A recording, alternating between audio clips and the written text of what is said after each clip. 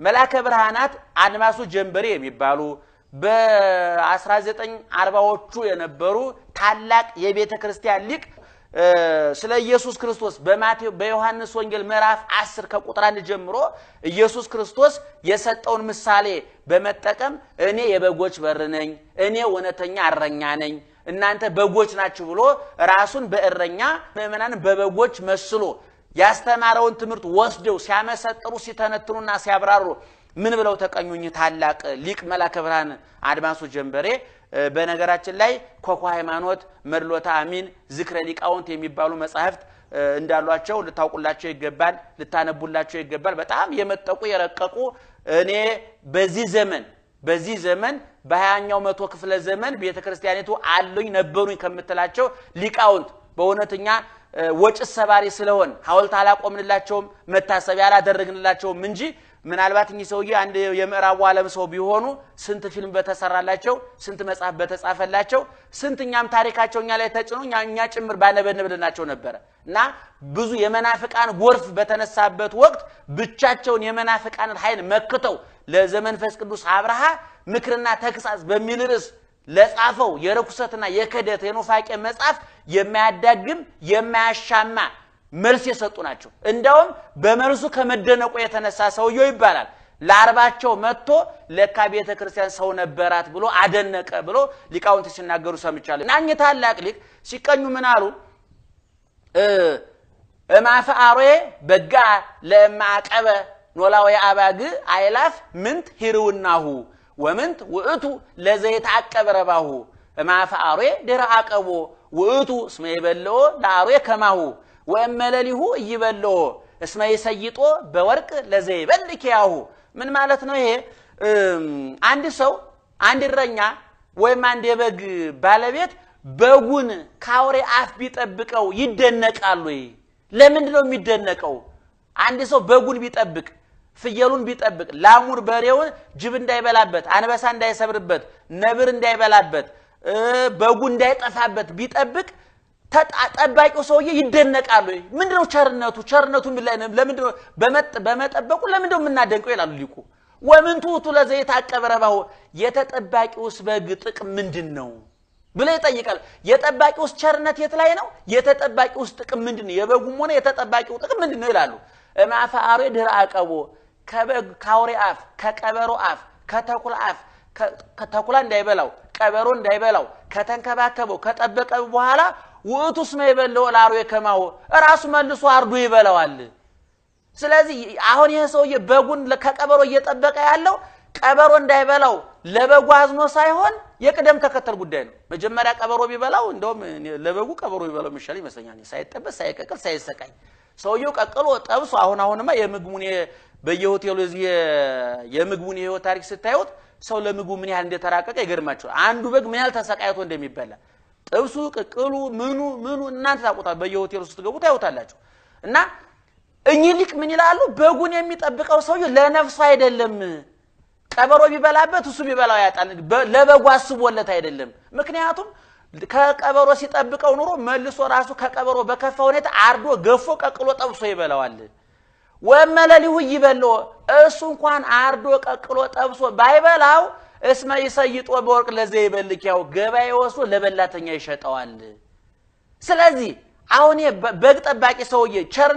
ቸርነት አደረገ ተብሎ ደግነት አደረገ ተብሎ ይመሰገናል ምክንያቱም በጉን የጠበቀው ለማን ሲል ነው ለራሱ ሲል ቀበሮ ቢበላው እንዳይበላው የጠበቀው ለምንድነው ለራሱ ሲል ሊቁ የስቀድም እንደነገርኳችሁ ሰሙ ነው ወርቁ ወደ ላይ ነው ያለው ሂሩትሰ ወረባህ ለኖላዊነ ተጋው ወነተኛ ጥበቃ የሚባለው ግን የወነተኛው እረኛችን የኢየሱስ ክርስቶስ ነው እማፈአሮ ድራአቀበ በበትረ መስቀል አባግይሁ በጎቹን ከአውሬ አፍ ከጠበቀ በኋላ ይላል ቀደም ከታች ከሰሙን ስንናገር ሰውየው በጎቹን የሚጠብቃቸው በጉን የሚጠብቀው ለምንድነው ብለናል ራሱ ሊበላው ኢየሱስ ክርስቶስ ግን እኛን አንደኛ በመስቀሉ ተሰቅሎ አድኖናል ሁለተኛ ከሰይጣን ከቀበሮ ከተኩላ አፍ ከዲያብሎስ ይጠብቀናል የሚገርመው ነገር ከሚበላን ከዲያብሎስ እየጠበቀን አምጣነ ደሞ ያሰቲን ዘያበል ስጋው እንኳን እኛን ሊበላን እሱን እንድንበላው ስጋውን ቆርሶ አጎረሰን ደሙን ቀርቶ አጠጣን ወመንገል አፋ ያወጽኦ ለዘመጻ መንገሌው ወደሱ የመጣውንም ወደ ውጭ ያስወጣው ብሎ ሊቆያ ያመሰጥራሉ እንግዲህ በዚህ ትምህርት ውስጥ እኚህ ታላቅ የቤተ ክርስቲያን ሊቅ ምንድነው ሊያስተላልፉልን የፈለጉት የኢየሱስ ክርስቶስን ቸርነት ነው እንግዲህ ሰው ማንኛውም ሰው ያለ ጥቅም የሚንቀሳቀስ የለም እያንዳንዳችን የምንሰራውን ስራ ምን ትርፍ ሊያመጣ እንደሚችል አስቀድመን ገምተን ነው በተለይ ያሁኑ ጊዜ የሰው ልጅ ህሊናውን ለጥቅም የሸጠበት ህይወቱን ለጥቅም አሳልፎ የሰጠበት እያንዳንዱ ነገር ገንዘብ ካልሆነ ስራ የማይሰራበት የበጎ አድራጎት ስራ የጠፋበት ጊዜ ላይ ደርሰናል አሁን ሊቁ ለማለት የፈለጉት ምንድነው የኛ እረኛ ኢየሱስ ክርስቶስ ግን እኛን የጠበቀን አርዶ ሊበላን ሳይሆን ራሱን በመስቀል ላይ አርዶ ብሉይ ሊል ነው የታረደው በግ ይለዋል በዚህ በዮሐንስ ራእይ ላይ ራሱን አርዶ ብሉኝ ደሙን ቀርቶ ጠጡኝ አለ የለም እኛ ግብዣ ስናዘጋጅ በግን ብናርድ ፍየል ብናርድ በሬ ብናርድ ጠላ ብንጠምቅ ጠጅ ብንጥል የዘመኑን መጠጥ ብናስገባ ብሉልኝ ጠጡልኝ ነው የምንለው ብሉኝ ጠጡኝ የሚል ሰው እስካሁን አልመጣም ቢልም አናደርገውም የሰው ስጋ ያቃጥላል ይመራል እንጂ ደዌ በሽታ ነው በተለይ ባሁኑ ጊዜ ንጹህ ስጋና ንጹህ ደም አይገኝ ይባል እንኳን ሰው ጅብ እንኳን ሰው የሚበላ አይመስልም ወደፊት በዚህ ባባውኑ አያያዙ ሁኔታ በሽታው እየበዛ መጥቷል እና ኢየሱስ ክርስቶስ ግን ብሉልኝ ሳይሆን ያለው ብሉኝ ነው ያለው ስጋውን ቆረሰ አጎረሰን ደሙን ቀዳ አጠጣን ተራቁቶ አለበሰን ሙቶ አዳነን ተቀብሮ አስነሳን ወደ ምድር መጥቶ ወደ ላይ ይዞን ወጣ እና ሊቁ ለማስተላለፍ የፈለጉት ምንድነው ይገርማል ቸርነት ሰው በግ የሚጠብቀው ለራሱ ጥቅም ሲል ነበር አንተ ግን እኛን የምትጠብቀን ምን አድርግ እንዲሁ ፍቅር ማለት ነው እንዲሁ ምንም መነሻ የሌለው ፍቅር ዓለማውያኑ ፍቅር መነሻ የሚያደርጉ ዓለማውያኑ አፍቃሪዎች መነሻ የሚያደርጉት ነገር አለ ሰው እንዲሁ ማንንም ወዶ ያውቅ እንዲሁ ማንንም አፍቅሮ ያውቅ እንዲሁ ለማንም ተንበርክኮ ያውቅ መነሻ ያስፈልገው መልክ ያያል ሀብት ያያል ጉልበት ያያል ዝና ያያል እኛ ብዙ ሰው ለሚያጨበጭብለት ተጨማሪ አጨብጫቢ መሆን እንጂ ምን ፈልገው የወደቀው ማንሳት አንፈልግም የተራበ ከማብላት ይልቅ እጠገበው ለማጠቅጠቅ ይቀናናል የተጠማ ከማጠጣት ይልቅ የሰከረው መጋት ይቀናናል ምክንያቱም ይሄኛው ወጪ ይቀንሳል ማለት እንግዲህ እኚህ ታላቅ ሊቅ በዚህ ቅኔያቸው ሊነግሩን የፈለጉት የኢየሱስ ክርስቶስን ገደብ የሌለው ፍቅር ዳርቻ የሌለው ፍቅር ምክንያት የሌለው ፍቅር መልስ የማይጠብቅ ፍቅር ዘመን የማያደበዝዘው ሁኔታ የማይቀይረው ገንዘብ ያላቀዘቀዘው ፍቅር እስከ ሞት ድረስ በመስቀል ላይ የተገለጠ ፍቅር እንዲሁ መሆኑን እንግዲህ ከታች በሰመነት የተቀመጡት በግና እረኛ ተኩላ ወይም ቀበሮ ተቀምጠዋል አንድ ሰው በጉን ከተኩላ የሚጠብቀው ከታች እንዳልነው ለራሱ ጥቅም ነው ብለን ነበር በወርቁ ላይ ደግሞ በረኛው ቦታ በረኛው ክርስቶስ ተመስሏል በበጉ እኛ ክርስቲያኖች ተመስለናል ባውሬው ደግሞ በዮሐንስ ራእይ ምዕራፍ 13 ላይ እንደተጻፈው ዲያብሎስ አውሬ ይባላል ዘንዶ ይባላል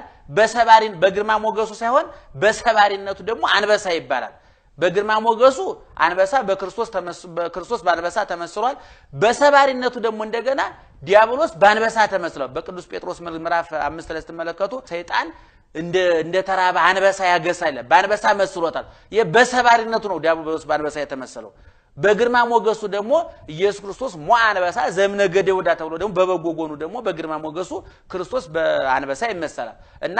ሊቁ በረኛው ክርስቶስን መሰሉ በበጎቹ ምእመናንን መሰሉ በአውሬው ዲያብሎስን መሰሉ እረኛው በሚይዘው ዱላ በትር ደግሞ በመጠበቂያው ደግሞ መስቀሉን መሰሉ ማለት ነው እረኛ ለበጎቹ ሳር ያበላቸዋል ውሃ ያጠጣቸዋል ከሚበላ ነገር ያቀርብላቸዋል ከሚበላ ወሬ ይጠብቃቸዋል እረኛችን ክርስቶስም ሳር ሳይሆን ስጋውን አቀረበልን ውሃ ሳይሆን ደሙን አጠጣን ከሚበላን ዲያብሎስ ጠበቀን የሚበላው ነው ደግሞ ራሱ ደግሞ ምግቡ ነው ቀረበልን ማለት ነው ይሄ የሚተነተን የሚብራራ ከንግግር ያለፈ ፍቅር ነው የሚገለጥ ፍቅር ለዚህ ነው ወንጌላዊ ዮሐንስ እግዚአብሔር አፍቃሪ ነው ከማለት ይልቅ እግዚአብሔር ፍቅር ነው አለ የመጨረሻው እንግዲህ ፍቅር መሆን የሚችል ሰው ማንንም የለም እንኳን ፍቅር አፍቃሪ መሆን እንኳን አልቻልንም እውነቱን ለመናገር እና በዚህ ቀን ሊገለጥ የተፈለገው ይሄ ነው